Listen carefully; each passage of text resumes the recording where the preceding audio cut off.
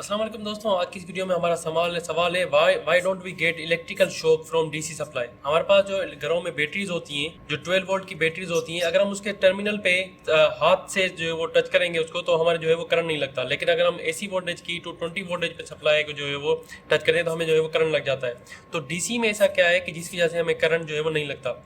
आज हम इस वीडियो में बात करने वाले हैं इसी के बारे में। उसके अलावा हमारे पास दो सवाल होते हैं कि हमें जो करंट लगता है वो वोल्टेज से लगता है कि करंट से लगता है। हमें जो इलेक्ट्रिक शॉक लगता है वो वोल्टेज से लगता है कि करंट से लगता है।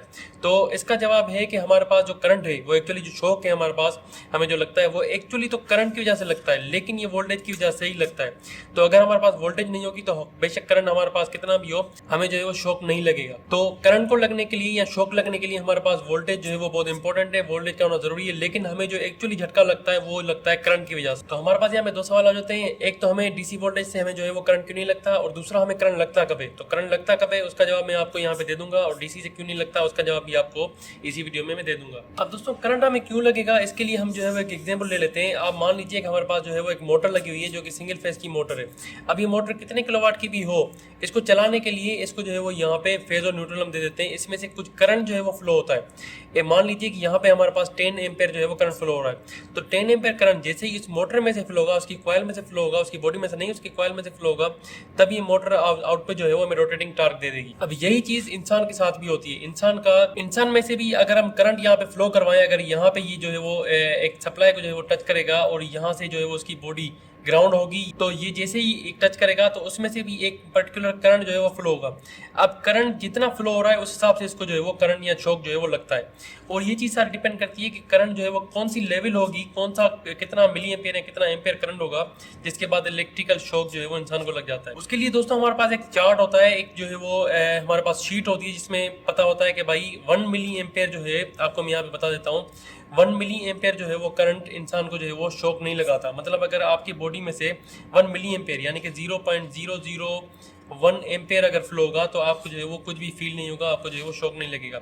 लेकिन अगर हम यहाँ पे जो है वो 5 मिली एम्पेयर की बात करें, यानी कि 0.005 मिली एम्पेयर की बात करें यहाँ पे, तो यहाँ पे आपको जो है वो जो है वो थोड़ा सा शॉक जो है वो झटका जो ज़्यादा फील, स्लाइडली जो है वो शॉक यहाँ पे आपको फील हो सकता है। उसके बाद अगर हम बात करें तो ये 6 मिली एम्पेयर से 9 मिली एम्पेयर तक जो करंट हमें लगता है वो उसमें से हमें बहुत सारा झटका जो है वो लग सकता है।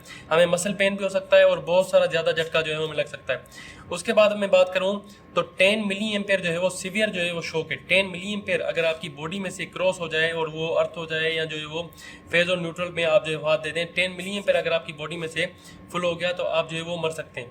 मतलब आप मान लीजिए यहाँ पे एक मोटर में से 10 एम्पेयर जो है वो फ्लो हो रहा है और आपकी बॉडी जो है वो 10 मिली एम्पेयर भी जो है वो बटन बर्दाश्त नहीं कर सकती। तो अगर आपका जो है वो हाथ किसी भी मोटर में लग गया जिसमें से 10 एम्पेयर का फ्लो हो रहा है करंट, तो आप जो है वो आसानी से वहीं पे जो है वो मर सकते हैं। अब दोस्तों, आप जब किसी भी जो है वो बैटरी को हाथ लगाते हैं तो आपको करंट क्यों नहीं लगता, इसके बारे में आज हम बात करने वाले हैं इसके बारे में। तो एक यहाँ पे हम 3 जो है वो केस ले लेंगे। एक में हम जो है वो 12 वोल्ट की बैटरी ले लेंगे, एक में जो है वो हम 24 वोल्ट की जो है वो बैटरी ले लेंगे, और एक में जो है वो हम 220 वोल्ट डीसी की बैटरी ले लेंगे। अब हम यहाँ पे पहले किसकी बात करते हैं। हमें पता है कि ओम्स लॉ क्या कहता है। ओम्स लॉ कहता है कि V = I × R।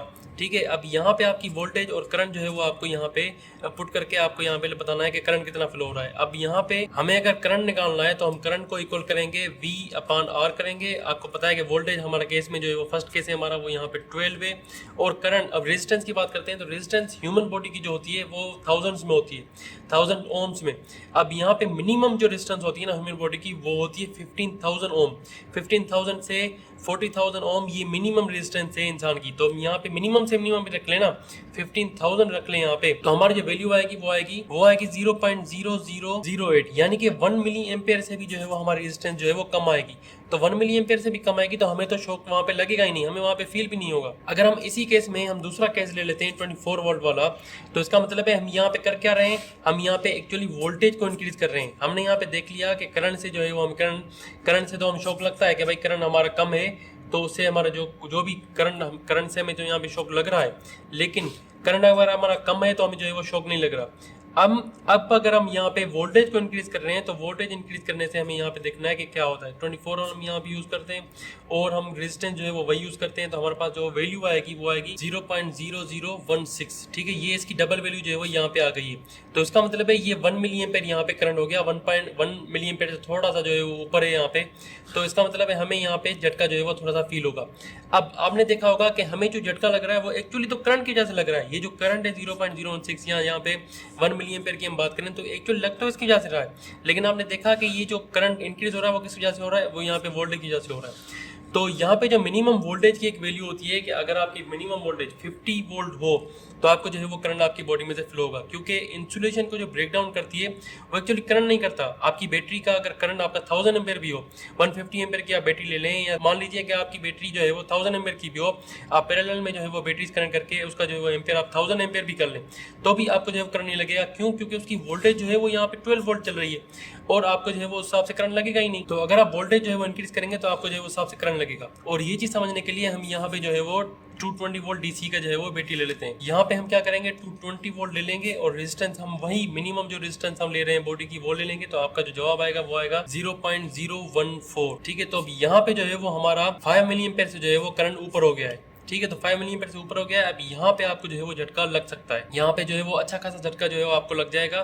तो ऐसे में अगर आप जो है वो अच्छा खासा झटका यहाँ पे आप जो है वो आपको जो है वो सीवियर इंजरी भी आ सकती है। तो ऐसे में अगर आपकी वोल्टेज जो है वो ज़्यादा हो तो आपको जो है वो यहाँ पे शॉक लग सकता है। अब अगर आपकी बैटरी की टर्मिनल की वोल्टेज आपको वहाँ पे चेक करनी पड़ेगी कि अगर 12 वोल्ट है तो आप वहाँ पे हाथ लगा सकते हैं, आपको कुछ भी नहीं होगा। और आपने हाथ लगा के भी चेक किया होगा आपको कुछ भी नहीं होता। लेकिन अगर उसकी वोल्टेज इंक्रीज हो जाए, आप अगर उनको सीरीज में कनेक्ट करके अगर उनकी वोल्टेज जो है वो आपकी 220 हो जाए तो आपकी जो है वो करंट आपको आपकी बॉडी से क्रॉस होगा और आपको लगेगा। एसी सिस्टम में भी ऐसे ही होता है, क्योंकि आपकी जो वहाँ पे वोल्टेज यूज़ होती है वो वहाँ पे 220 वोल्ट यूज़ होती है। यहाँ पे 220 का आप यहाँ पे कांस्टेंट ना ले लीजिएगा कि 220 वोल्टेज से ही हमें जो है वो करंट लगेगा।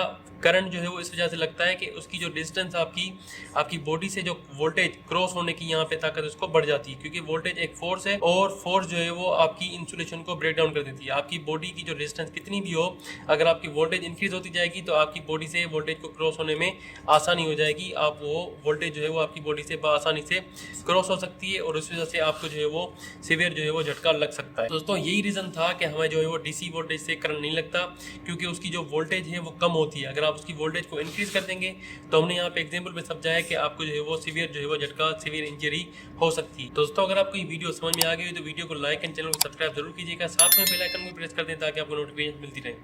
Thank you for watching. अल्लाह हाफिज़।